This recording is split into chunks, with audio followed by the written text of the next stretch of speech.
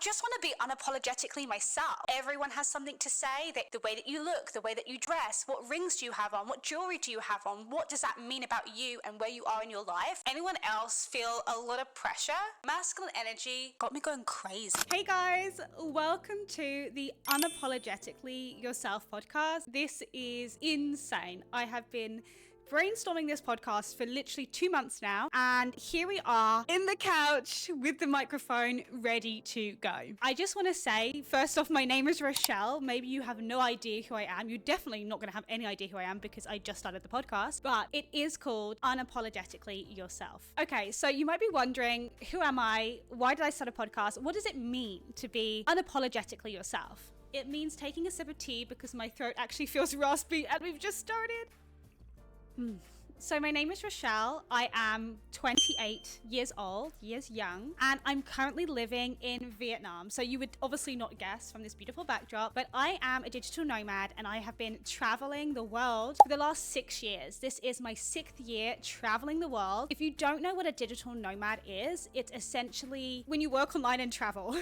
It did dawn on me the other day that maybe I'm just a gypsy, but a modern day gypsy we call a digital nomad. So in preparation for today's episode 1, I'm so excited. I'm so excited, so blessed, so loved. And definitely I'm feeling a bit of a Cali edge coming out, which is not intentional. And I was thinking, should I film tomorrow? Should I wait until, just not. Like, this is not going to be my last episode. Don't worry, I'm going to be recording. So I think sometimes, and maybe you can use this as inspiration when you have an idea just to execute, because on every repetition, you're going to get better. So it's okay if this is not my 1000% beautiful episode, but I know that I'm here with the energy speaking to you guys, loving this opportunity, and just, yeah, I'm coming to spread the energy to hopefully interact with some wonderful people in the community and just kind of build a group of like-minded girlies. Guys are welcome, but we will be gossiping positively, so just note that, guys. Okay, so before I came to set up this whole studio dynamic production by myself, by Spark Leads, that's the name of my company, by the way, I went to this bakery. So it's called B&B Bakery over here in Da Nang in Vietnam. I work from this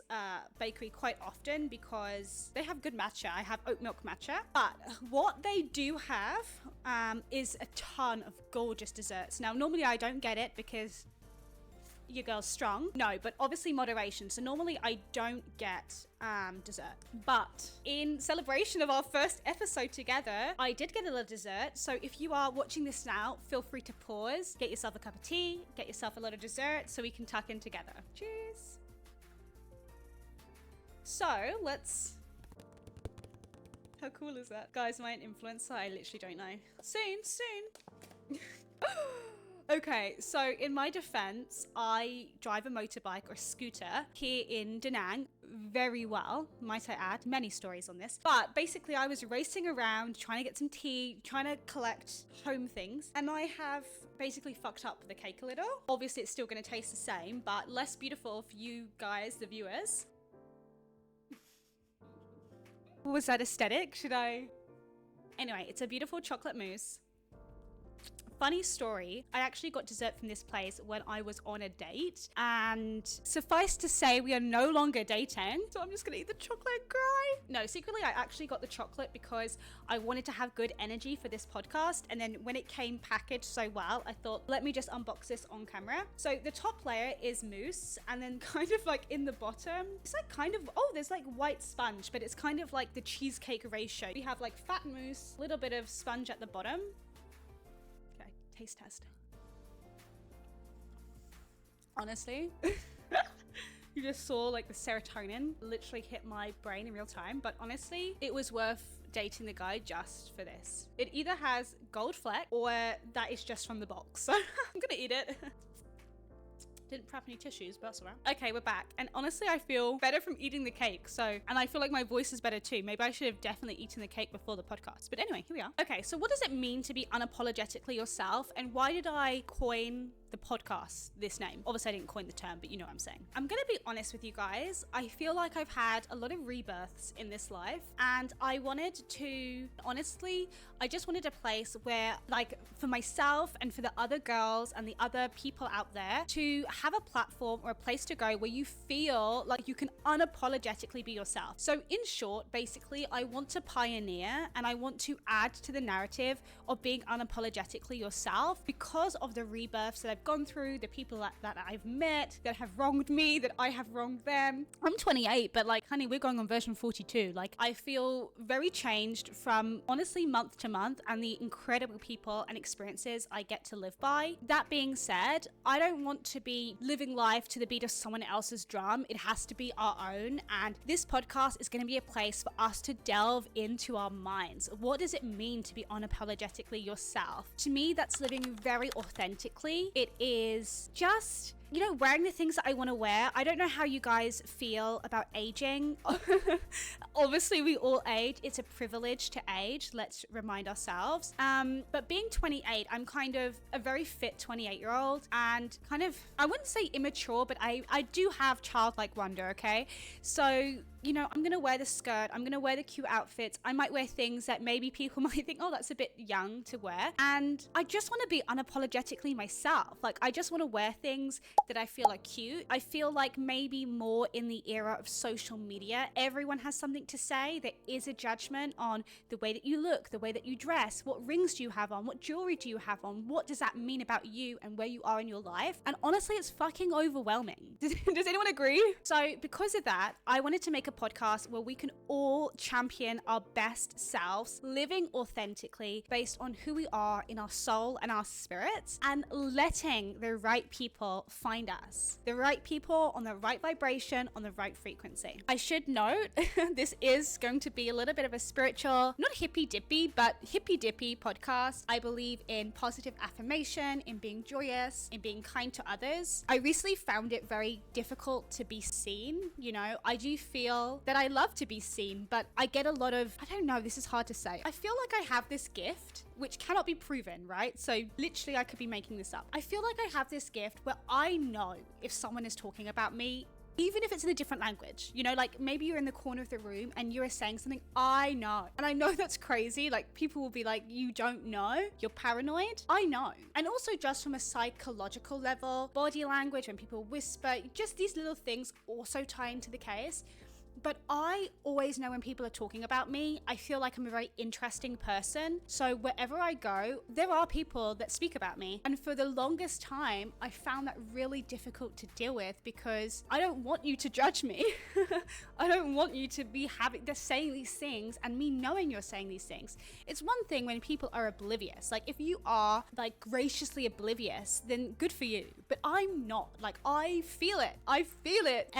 Starting the podcast was a really big move for me to be seen, maybe a little to control the narrative because you actually get to see who I am because I'm speaking to you. When you see me in public, you will just, you know, make judgments. So I decided that enough was enough. I deserve to be seen. I'm a celebrity. Everyone loves me. And I also heard this good quote. Maybe I read it on Twitter, but it said, you can transmute the energy of others and use it for your own good. And so I thought, well, what if every time I hear someone say something about me, whether positive, whether negative, that I basically just say, you know, I transmute this energy to wealth that lines my pockets. And it kind of is also validating because I think when people are speaking about me, I think, great, the podcast will be a hit. You know, like, okay, I'm already gathering attention in my day-to-day life. Let me funnel it or channel it into something that I really enjoy. Just gonna pause and check that we're still recording. Oh my God, we're still recording. I just had to check, you know, because it's my first rodeo, guys. And it also said we're 13 minutes in. I want every podcast to be like 44 minutes, 44 seconds. But bloody hell, we're 13 minutes in. How do these people do it? How do they talk for so long? I'm going to need another cup of tea. I'm really proud of myself, by the way, because I was going to put this off till tomorrow. Like, oh, it's a bit later in the day. And girl, just sit down and record. I really want you guys to know, yeah, if you have an idea, pursue it and take action. I do think that the winners are the ones that take action. Not necessarily the losers, but the laggards are the people who ruminate. So ruminate means to think over a lot. So those who ruminate a lot never take action, or they take action really slow and they become the laggards. And I have definitely been guilty of this for a very, very long time. And so that's why I was like, girl, just record. To my lovely listeners and viewers, depending if you're maybe watching this on Instagram or YouTube or Spotify, I'm not really sure how I'm going to disseminate this. Let me give you a little background of who I am, because you don't know, and because we have minutes to use. You know that my name is Rochelle. I'm a digital nomad traveling for the last 6 years. This podcast, Unapologetically Yourself, is going to be a place for both you and myself and I, you, myself and I, everyone, to embrace being authentic. And this is in times of hardship, when people are pushing you in ways that you don't want to go, when you don't have positive role models in your life. I'm going to be honest with you guys. I didn't always have positive role models in my life, and this is definitely going to be later episodes where we can kind of delve into this and really think about how it affects you as a human on your psyche. But this episode is introductory and light, but we are going to be delving in. So what can you expect from this podcast? Learning how to really appreciate your true authentic self, and then also learning how to navigate these difficult situations that sometimes life throws at you. I'm going to be so interested to hear your stories, so please DM me on Instagram, Unapologetically Yourself Pod. All the links to my socials for this podcast will be in the description, so please go follow and subscribe and do all the good things so that we can continue this journey together. But as part of that, I will be asking on Instagram for your stories, for your questions, for your, confessions, so we can kind of actually have a two-way relationship here and just really build something beautiful. Other than just being a digital nomad, my name is Rochelle, I'm 28, I'm actually from England. So I was born in England. I have a marketing company which I'm using to fund my lifestyle and also this podcast, and I'm hoping that two of them can both grow simultaneously into something really beautiful as I kind of exercise the marketing business side of my life, and then also more of a personal brand side of my life. So it's going to be really interesting to see how I juggle both of these components, and also how I market and advertise them, and see how well the market enjoys the show, because I would listen to me, so I hope that you enjoy listening to me also. So I do have a marketing agency. I started this 2 years ago, and I do Facebook ads and AI automation for US clients. And then before that, I was a data analyst. So I was actually a data analyst working for the UK council, for a UK council, I should say. Not gonna spill the tea there. But I was working for a UK council for maybe 4 years, traveling the world, because I got the job during COVID. And so it was completely remote. The first country I worked remotely from was Amsterdam, and then Colombia. So really, really cool lifestyle. It was in the last 2 years that I knew something had to give and I wanted to work for myself. And that's when I built a marketing agency. I will be sharing the tea on the trials and tribulations, how to build an income stream for yourself, how to become self-employed. All of this can be included in this podcast and on my socials. So make sure, again, to follow me everywhere. Links are in the description. But yeah, I wanted more time freedom, financial freedom. And so that's why I built a company. But now I kind of want personality, I'm very heads-on, logical with the business, and then I just want to be able to be like girly and spill the tea, sis. And I also want somewhere where I can be like, why did he ghost me? Actually, I think in the next episode I'm gonna get into dating and what's it like being a girl dating in the 21st century. So make sure to subscribe to look for that episode. But as this one is episode 1, it's just gonna be an introduction, so I hope that you love everything that you hear. My mum is from Trinidad and Tobago, and my dad is from Tenerife. So I'm essentially an island girl, thrice. England's an island. Obviously, Trinidad and Tobago is an island. Tenerife is an island. Whenever I think of England being an island, you guys know that reel that's like, when you remember your country's an island, it's like them dirty wine, I don't know. You guys must also be online, so you hopefully got that reference. But yeah, I'm from 3 islands, born and raised in England, and actually on both sides, my mum and my dad's side, me and my sisters were the first of our bloodline to be born in England. So we are first generation British. And I do think that probably has a big impact on a lot of things. I mean, I basically said nothing there, but what I mean by that is it's a bit different when you have generations and generations and generations of your family in one country.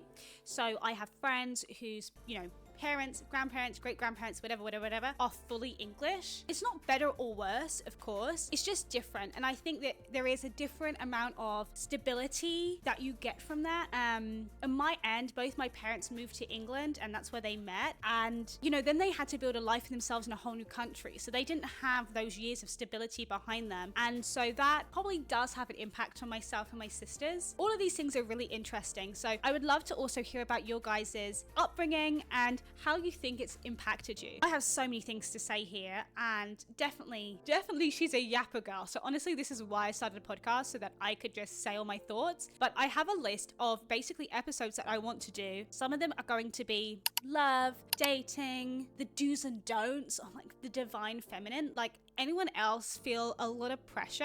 And also, why so much conflicting advice? I literally went through a period, guys. Sorry, sometimes the hormones make me crash out, but like, I literally went through a period where I was looking at the tarot cards on Instagram. Like, yes, he's going to come message me this week. Yes. Like, girl, he hasn't. And I'm not even afraid. Like, this is going to be shameless. I made this Instagram actually not connected to my previous account. So if the people from my school stumbled across this episode, hello guys, it's me. You probably are excited to get the tea because I'm quite a private person, but you can kind of see that I'm always doing cool things, but very private. But, you know, I wanted to make it a new account, really separate to everything, so I can just be fucking shameless. So I can, you know, I'm not afraid to be like, okay, I was dating this Aussie guy. You know what I mean? Like, I'm not afraid to spill the tea, literally. Let's take a sip of tea.